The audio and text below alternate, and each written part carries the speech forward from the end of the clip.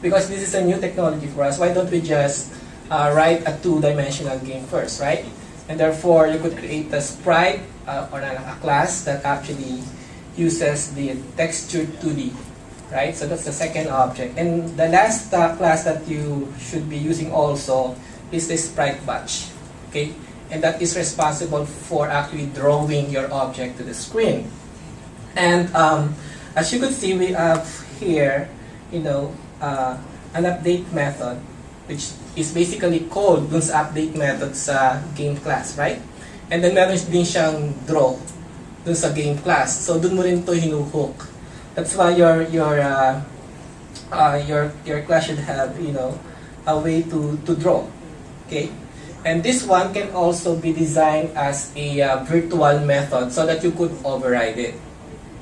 Okay, so yung sinusulat kong framework on top of XNA, ang ginawa ko doon, I have a number of virtual methods that can be overridden through the class that inherits from the sprite. Okay? And in this example, simple lang yung yung object niya. Gumagamit lang siya ng rectangle. Pero ayoko ng rectangle, what if ellipse yung hindi perfect yung object mo. So doon sa sinusulat kong framework, gumawa ako ng isang property na pwedeng ellipse yung yung object para hindi perfect na square. And you need to detect the collision also inside the sprite. So imagine if you're going to write this all over your application, di ba? Matagal gawin. Pero pag inilagay mo siya doon sa isang class, the object, the positioning of the object, the rendering of the object, the drawing, the update, and the detection of collision, nasa isang class lang siya, marireuse mo, and then bibilis yung paggawa mo ng application. Okay? So that is actually the major component. And everything else, if I'm going to create a class called car, which I'm going to move, right? So, pinapatakbong kong car, basically, I'm going to inherit from the sprite. Okay? And all of the, basic functionalities are already there, and all I need to do is basically, if I need to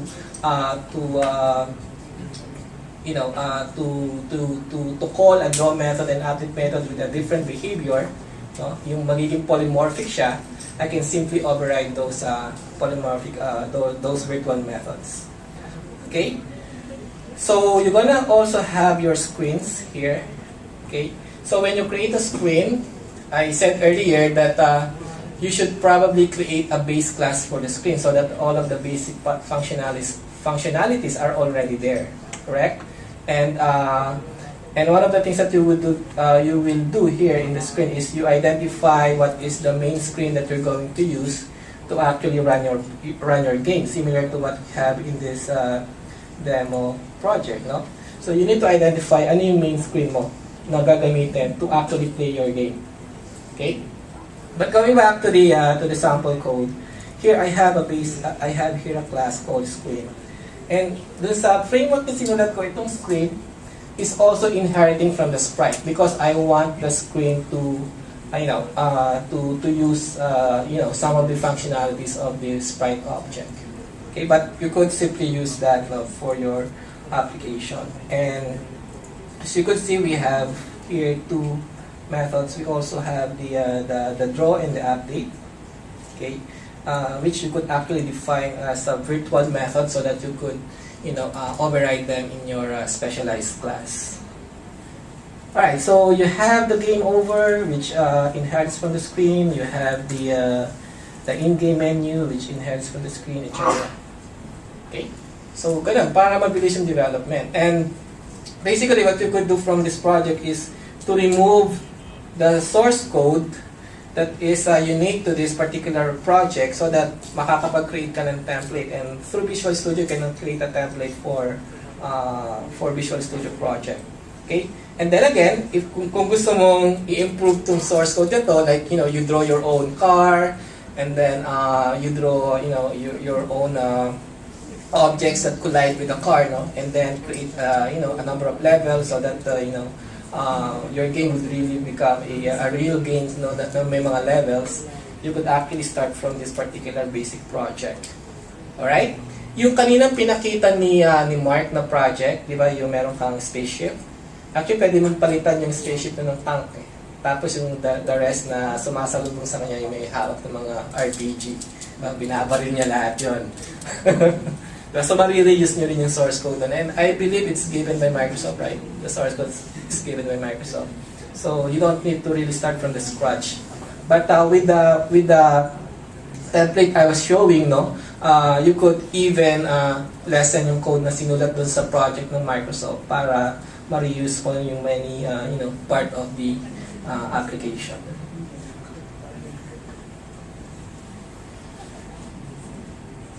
Alright, so that would end my talk. Any question before we move to the next part of the training? Wala na, itanong niyo na kanina. Anyway, so if you would like to follow us, in terms of working with the open source framework, no, that is working on top of XMA, you could go to dublin.codeplex.com, dublin.codeplex.com. You could download the source code, which I've been working on for the last 5 days in terms of simplifying the API. And also, the project that I demonstrated earlier, I asked Microsoft to give me a favor of burning them in the CD. But if we ran out of supply, you could go to the rocks.com and go to the specific book that that was written for game development, so that you could actually download the source code. Okay. And the good thing about having a resource book is it guides you on how to use the framework, the template. So mas mabilis yung development instead of going a lot of places para para to learn a lot of things in terms of XNA game development.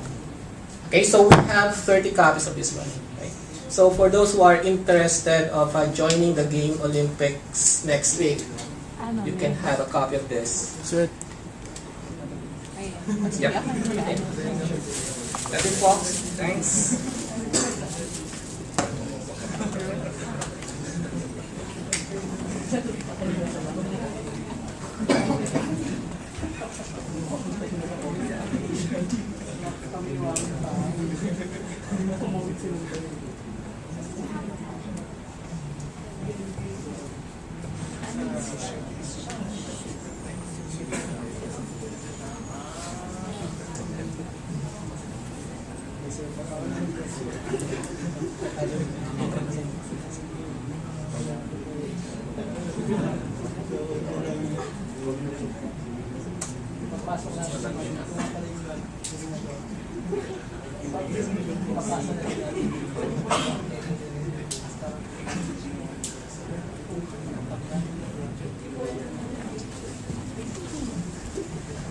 Okay pa ba? Okay pa, okay. So, after all those discussions about the opportunities in game development,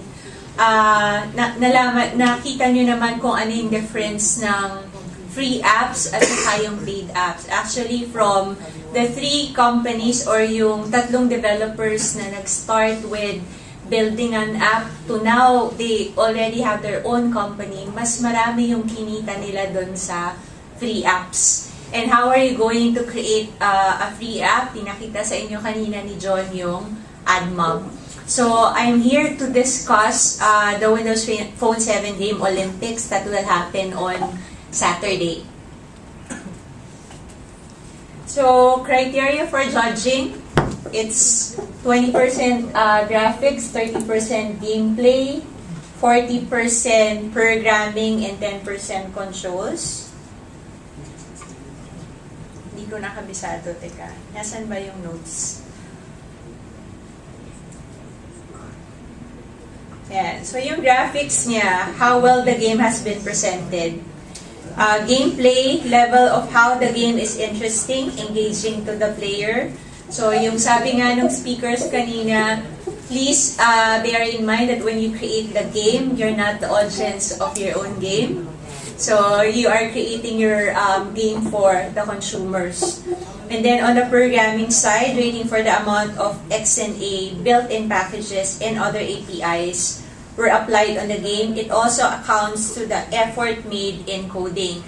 So yung programming part, doon papasok yung dinidiscuss kanina ni Alan na framework niya. So that will actually expedite yung development ng application nyo on Saturday.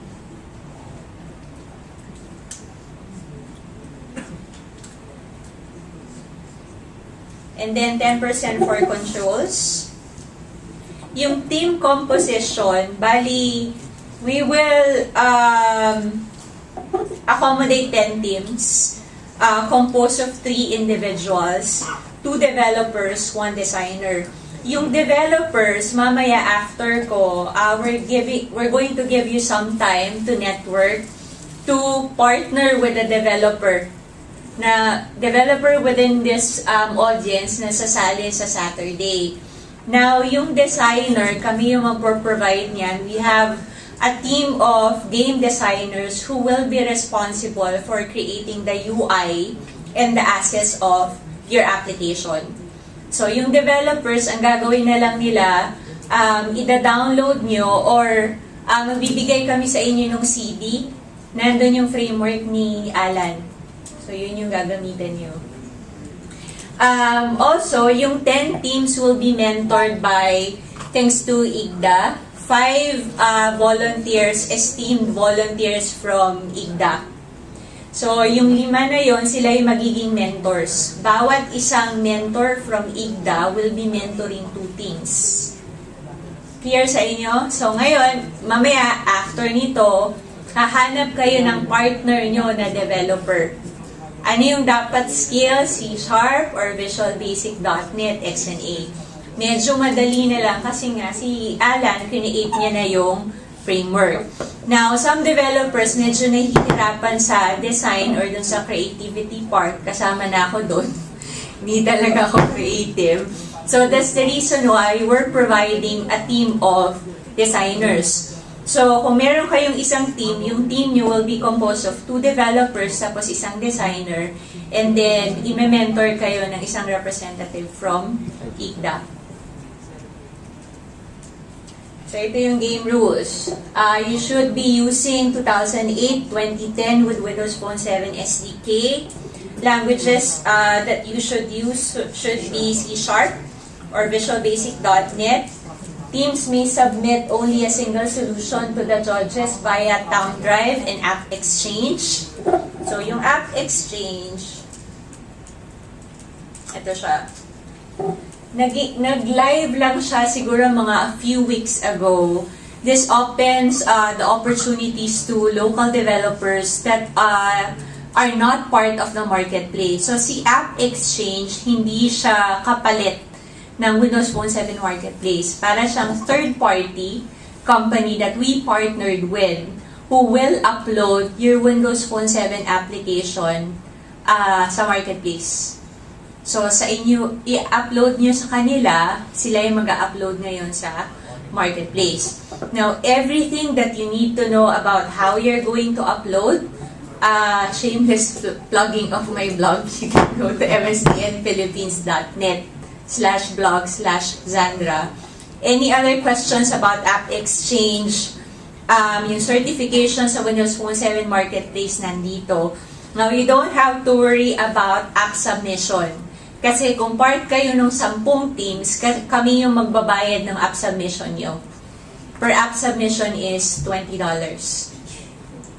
each.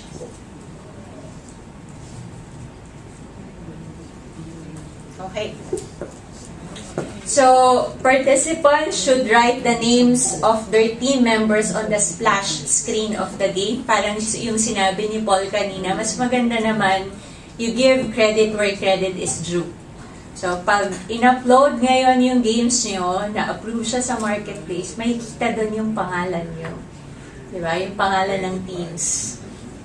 Ewan ko na lang kung gusto nyo gamitin yung screen name nyo, kayo na mag-decide nun. Game assets should not be downloaded from the web. So, ano ba yung game assets? Yun yung mga Ibram, yung mga sprites, yung mga images. Decisions of the winners of the Windows Phone 7 Game Olympics is final and there will be no changes once the winner has been announced.